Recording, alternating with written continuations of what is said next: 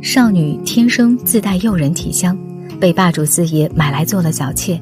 为避免家中的太太争风吃醋，四爷特意买下一处僻静老宅，金屋藏娇。却不料一瓶香料的意外出现，彻底将少女推入深渊。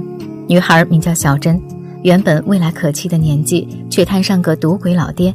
偏偏四爷痴迷于小珍的体香，便以抵债的名义将她强行掳走。为了将小珍安置在自己身边，四爷看上了唐家废弃多年的豪华老宅。然而面对购买需求，唐老爷子却是一脸愁容，具体什么原因他似乎说不出口。四爷急着买房，管不了那么多，一个眼神就指派手下让唐老爷在合同上按了手印，随后丢下几块大洋，扬长而去。宅院打扫干净后，四爷和手下傻强来到库房中查看。傻强翻动抽屉时，一个罐子从柜子上跌落，里面藏着香壶，恰巧摔在四爷脚边。四爷好奇地打开闻了闻，不到1秒就立刻上头，那种动人心魄的香味让他连连称赞。唐家祖上不愧为制香世家。此后四爷便像上瘾一般，时不时就会打开香壶闻上一闻，片刻的沉醉让他无法自拔。小珍这边生了病，四爷就带着名贵的咖啡去看望她。然而小珍并不领情，四爷压着心中的怒火，示意傻强和丫头先出去，接着他就扑上去要占有小珍。在小珍的拼命反抗下，四爷竟破天荒地流了鼻血，他只觉得晦气，丝毫没意识到是香料使然。失去了兴致的四爷骂骂咧咧地离开，但没过多久，香壶里的香料就被用完了。四爷一会儿闻不到就浑身难受，他像丢了魂般跑到库房疯狂翻找，总算在另一个罐子里摸到个一模一样的香壶。情绪稳定下来的四爷忽然心生疑惑，这么好的香料，为什么唐家不再研制了？如果将这种奇香带进市场，那岂不是就能大赚一笔？四爷仿佛发现了天大的商机，立即派傻强去请唐老爷过来制香，但唐老爷断然不肯。唐老爷的儿子唐义达却对四爷强买强卖怀恨在心，准备借此机会夺回老宅，于是主动跟着离开。老爷子在身后连连劝阻：一入香道就入魔道，香能使人成佛，制香可能让我们成魔呀。男人对绝世香料上了瘾，打开香壶浅浅一闻，少女光滑白皙的玉体顷刻间仿佛触手可及。短暂的欢愉让他逐渐走火入魔，眼看香料即将断货，四爷不惜威胁唐义达帮他研制。然而这种被称为皇家秘香的香料秘方，早在曾祖一辈就已断绝。但唐义达为了夺回自家的祖宅，还是硬着头皮表示自己会研制。恰逢四爷要出差一段时日，便命令他在自己回来前制出香料，还派傻强全程监视。四爷走后，院子清静下来，小珍终于肯从房间出来散心。唐义达初次见到她并无好感，以为能做四爷小妾的人定是个为钱牺牲尊严的拜金女。小珍与他争执几句后不欢而散。直到晚上，唐义达才从傻强口中得知小珍的悲惨经历，他顿时为误解小珍感到十分惭愧。就在两人聊得正欢时，小珍房间突然传出尖叫，他赶忙跑去查看，只见小珍胆战心惊地蜷缩在床边，表示自己看到了从画中走出的女鬼。唐义达一番检查后发现并无异样，只好让丫头桃花安抚并陪伴小珍，自己则将画像摘走。第二天，小珍因惊吓生了病，略懂医术的唐义达给她把脉后开了几副药，还嘱咐桃花将房间里的迷香换成能静心的沉香。原来正是迷香的作用让小珍产生了幻象。随后小珍的情况好转，她十分感激唐义达的救助，便将名贵的咖啡送给他。两人放下对彼此的偏见后相谈甚欢，但眼看四爷即将出差回来，唐义达只得专心研制香料。他不眠不休，夜以继日，将厚厚的一本香谱翻了一遍又一遍，可无论香料的比例再怎么调配，都似乎少了点什么东西。一筹莫展之际，唐义达忽然意识到，曾祖就是在老宅研制出的皇家秘香，那秘方也一定藏在老宅的某个角落。然而他把宅院翻了个底朝天，也没能发现任何蛛丝马迹。整个院子唯一没仔细搜过的地方，只剩小珍的房间了。这天，他趁小珍外出，偷偷溜进去一顿乱翻。怎料还没等找到什么，小珍竟突然从外面折返回来，吓得唐益达赶忙钻到了床底。也正是在这里，他发现了曾祖隐藏多年的秘密。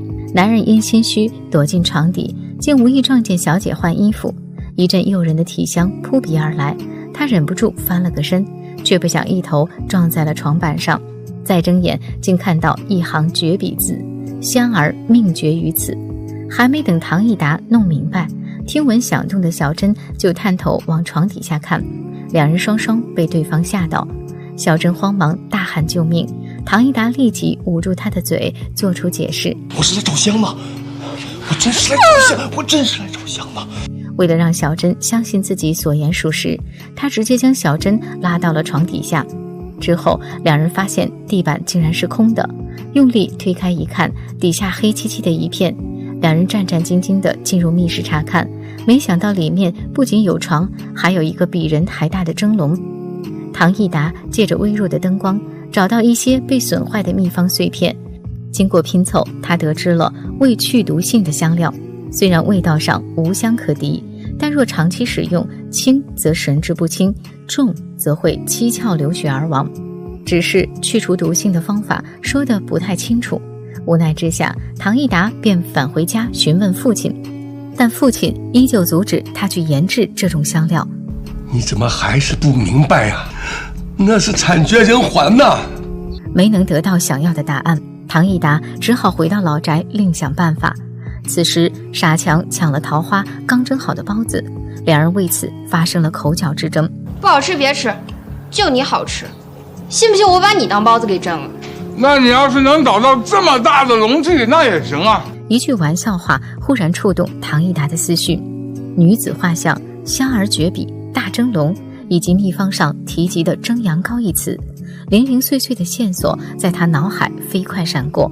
他又想起父亲对他的几番忠告，唐益达瞬间明白了一切。原来所谓的去除毒性，竟是让自带体香的少女服下香料，然后放进蒸笼里一直蒸，直到少女的身体吸收全部毒性，再佐以少女自身的体香，就炼出真正的皇室秘香。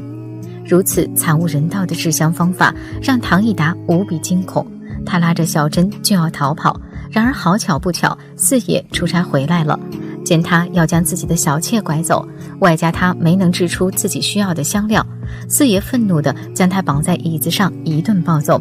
一旁的傻强有些看不下去，经过这些天的相处，他早将唐益达当成了朋友，于是他主动提出替四爷教训唐益达。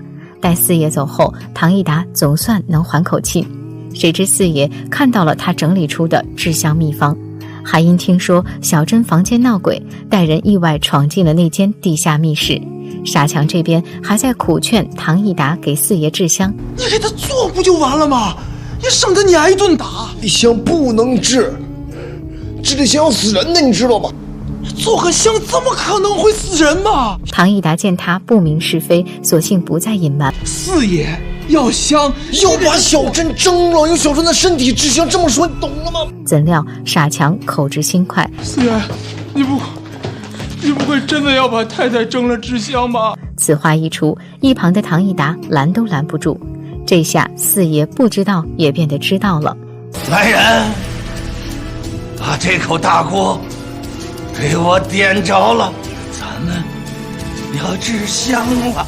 小珍对他而言已经不再重要，如今皇家秘香才是他的迫切所需。步入疯魔的四爷再三威胁唐益达帮他研制，甚至表示即使他不做，小珍也得死。经历了几番折磨，唐益达终于妥协。他返回房间取材料，趁四爷手下不注意，故意将一些香料吃进嘴中，之后又调配出一碗香料水端给小珍喝。小珍满眼泪水，刚刚他还在四爷面前替唐益达求情，现在却要被他亲手送上绝路。小珍失望至极，但四爷在一旁盯着，他不得不接过香料水一饮而尽。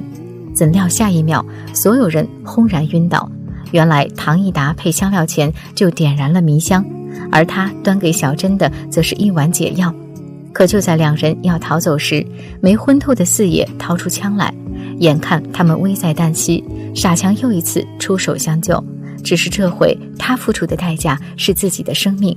有了傻强的挺身而出，唐义达得以向四爷发出反击。两人经过一番搏斗，四爷最终死在了自己的枪下，一切总算又归于平静。为了防止坏人得到秘方，阻止世间再发生类似的惨案，唐义达烧掉了地下密室，并将剩余的香料永久地埋在了地下。做完这一切后，他和小珍恢复了最初的身份，一起离开，去追寻美好的未来。